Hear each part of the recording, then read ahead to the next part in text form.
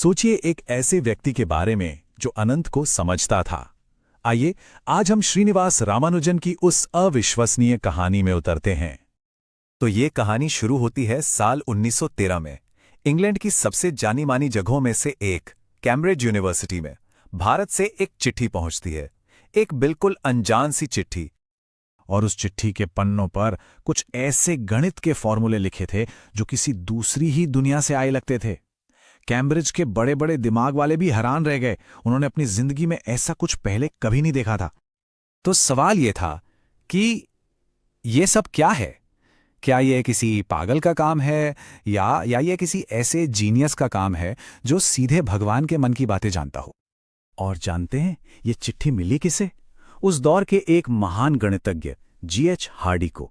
और उन्हें पढ़कर वो इस नतीजे पर पहुंचे कि ये फॉर्मूले सच ही होने चाहिए, क्योंकि अगर ये सच नहीं होते तो किसी में इतनी कल्पना शक्ति हो ही नहीं सकती कि वो इन्हें बना सके। बस यहीं से दुनिया के सामने उस जीनियस का राज खोलना शुरू हुआ। तो ठीक है, चलिए इस कहानी के दो मुख्य किरदारों को समझते हैं। एक तरफ थे श्रीनिवास रामानुजन और दूसरी तरफ G.H. हार्डी। जरा सोचिए, एक मद्रास का एक मामूली सा क्लर्क जिसके पास कोई यूनिवर्सिटी डिग्री तक नहीं थी, और दूसरा कैम्ब्रिज का एक बड़ा सम्मानित प्रोफेसर। एक जो ईश्वर में गहरी आस्था रखता था, दूसरा पक्का नास्तिक। रामानुजन का गणित वो तो जैसे दैवीय प्रेरणा से आता था, और हार्डी का गणित वो था एकदम सख्त सबूतों पर आधारित। मतलब दो दुनियाएं, दो अलग सोच जो टकराने वाली थीं। तो चलिए सबसे पहले रामानुजन की जड़ों की ओर चलते हैं और समझते हैं कि ये असाधारण दिमाग आया कहां से। रामानुजन का जन्म एक गरीब ब्राह्मण परिवार में हुआ था, और स्कूल का जो बंधा बंधाया सिस्टम होता है ना, वो उन्हें कभी रास नहीं आया।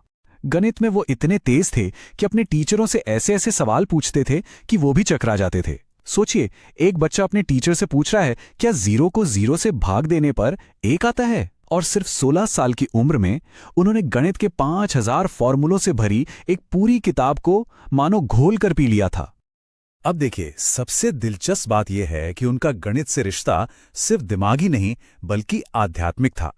वो मानते थे कि उनके सारे फॉर्मूले उनकी कुलदेवी नामगिरी की तरफ से मिले दिव्य संदेश हैं।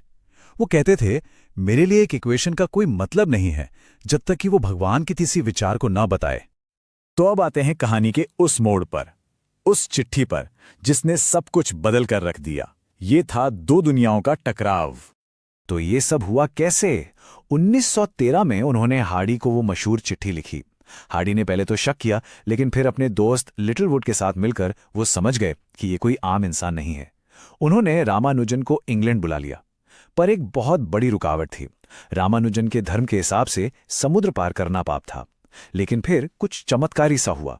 उनकी मां को एक सपना आया जिसमें देवी ने उन्हें जाने की इजाजत दे दी, और बस 1914 में 26 साल का वो नौजवान गणित की दुनिया के केंद्र में पहुंचने के लिए एक जहाज पर सवार हो गया। इंग्लैंड में उनकी प्रतिभा का एक बहुत ही मशहूर किस्सा है। एक बार हार्डी उनसे मिलने एक टैक्सी में आए। जब वो पहुंचे तो उन्होंने यूं ही कह दिया कि उनकी टैक्सी का नंबर बड़ा ही बोरिंग था, और वो नंबर था 1729। हार्डी के लिए तो ये बस एक नंबर था, पर रामानुजन के लिए इसमें कुछ खास था। रामानुजन ने तुरंत कहा, नहीं नहीं, ये तो बहुत ही दिलचस्प नंबर है, और देखिए क्यों। ये वो सबसे छोटी संख्या है जिसे दो अलग अलग तरीकों से 2 क्यूब्स यानी घनों के जोड़ के रूप में लिखा जा सकता है।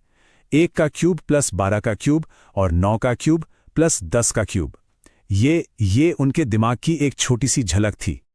रामानुजन के दिमाग की ताकत को अगर और समझना है तो पाई की कैलकुलेशन को देखिए।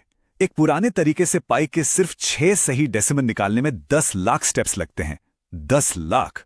लेकिन रामानुजन का फॉर्मूला, उसका सिर्फ एक स्टेप आपको 8 सही डेसिमल दे देता है। ये तो जादू से कम नहीं है। लेकिन इस असाधारण प्रतिभा के पीछे एक बहुत ही दुखद कहानी भी है। चलिए अब देखते हैं कि इंग्लैंड की उस अजनबी जमीन पर रामानुजन को किन मुश्किलों का सामना करना पड़ा। जरा सोच कर देखिए, एक नई ठंडी दुनिया, पहला विश्व युद्ध छिड़ चुका था और वो एकदम अकेले पड़ गए थे। इंग्लैंड का वो ठंडा मौसम उन्हें बीमार कर रहा था और वो पक्के शाकाहारी थे, तो युद्ध के समय में खाने का इंतजाम करना भी एक जंग जैसा था। और इन सब के ऊपर हार्डी का दबाव कि हर फॉर्मूले का सबूत दो, जो रामानुजन के सोचने के तरीके से बिल्कुल अलग था। उन्हें अपने घर, अपने लोगों की बहुत याद आती थी। इन सब का उनकी सेहत और उनके मन पर बहुत बुरा असर हुआ। वो डिप्रेशन में चले गए और एक दिन उन्होंने हताश होकर लंदन के एक अंडरग्राउंड स्टेशन पर ट्रेन के आगे कूदकर अपनी जान देने की कोशिश की। किस्मत से उन्हें एक गार्ड ने बचा लिया और हार्डी भी वहां पहुंच गए। इतनी सारी निजी मुश्किलों के बावजूद उनकी प्रतिभा को आखिरकार वो सम्मान मिला जिसकी वो हकदार थी। 1918 में उन्हें रॉयल सोसाइटी का फेलो चुना गया, जो किसी भी वैज्ञानिक के लिए उस समय का सबसे बड़ा सम्मान था। इसके बाद वो भारत लौट आए, जहां उन्होंने गणित को अपना आखिरी लेकिन सबसे शानदार तोहफा दिया। लेकिन उनकी सेहत लगातार गिरती चली गई और सिर्फ 32 साल की उम्र में उनका निधन हो गया। सोचिए, गणित की दुनिया ने क्या खो दिया। उनकी पत्नी जानकी अम्मल उन्हें याद करते हुए कहती हैं, वो दिन रात बस सवालों में डूबे रहते थे। उन्हें किसी और चीज में कोई दिलचस्पी ही नहीं थी, बस सवाल। ये दिखाता है कि आखिरी सांस तक गणित के लिए उनका जुनून कैसा था। अपनी मौत से ठीक पहले उन्होंने हार्डी को एक चिट्ठी में अपनी आखिरी खोज के बारे में बताया, मॉक थीटा फंक्शंस। ये इतने रहस्यमयी फंक्शंस थे कि दशकों तक कोई उन्हें समझ ही नहीं पाया, और आज भी वैज्ञानिक इनका इस्तेमाल फिजिक्स और ब्लैक होल जैसी बड़ी बड़ी गुत्थियों को सुलझाने में कर रहे हैं।